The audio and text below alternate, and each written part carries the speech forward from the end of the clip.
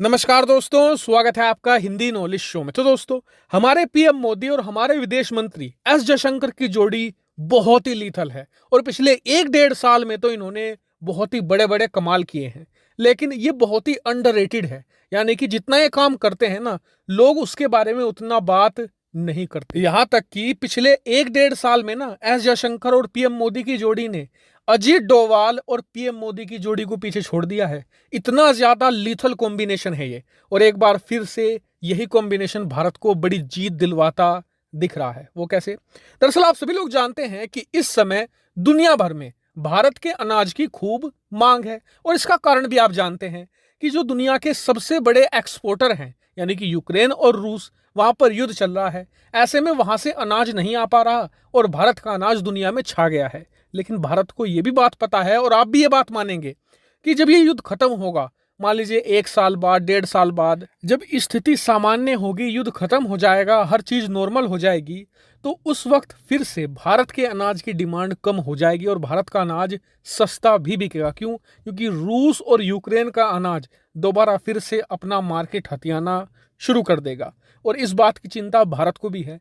और इसीलिए भारत पिछले कुछ हफ्तों से कोशिश ये कर रहा है कि जो भारत मार्केट हथिया रहा है अनाज का, वो हमेशा के लिए भारत के पास रह जाए, यानी कि भारत परमानेंट एक्सपोर्टर बन जाए दुनिया भर में अनाज का।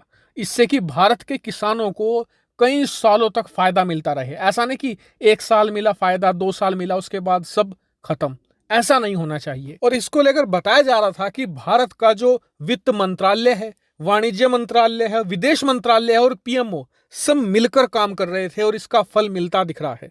दरअसल खबर यह आई है कि भारत दुनिया भर में अपने डेलीगेशन भेजने वाला है।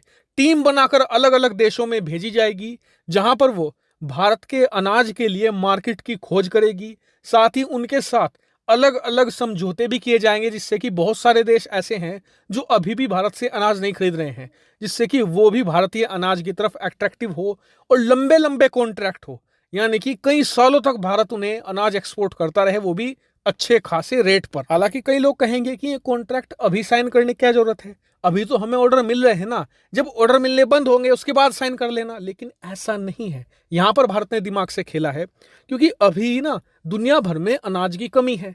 ऐसे में सभी देश मजबूर हैं भारत से अनाज खरीदने को लेकर, और भारत के हाथ में यही एडवांटेज है। भारत कहेगा कि ठीक है, हम आपको अनाज तो दे देंगे, लेकिन आपको भविष्य में भी, जब रूस यूक्रेन में सब नॉर्मल हो जाएगा, तब भी भारत से ही अनाज खरीदना होगा।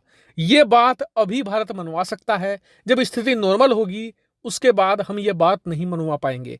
और इसीलिए भारत अलग अलग देशों में अपनी टीम भेज रहा है। दर्जनों देश हैं, तुर्की, इजिप्ट, इसके अलावा मिडिल ईस्ट के ढेर सारे देश हैं, कुछ यूरोपियन देशों का भी नाम निकलकर सामने आया है। यानी कि भारत बहुत ही स्मार्टली प्ले कर रहा है, और इससे भारत का खजाना लंबे समय तक बढ़ता रहेगा। भारत के किसानों को भी अनाज के दाम लंबे समय तक ज्यादा मिलते रहेंगे, और इससे भारतीय अर्थव्यवस्था को भी अच्छा खासा फायदा मिलेगा। तो भारत की इस जबरदस्त रणनीति पर आपका क्या मानना है? कमेंट करके जरूर बताएगा। फिलहाल इस वीडियो में इतना ही। Thank you very much for watching video.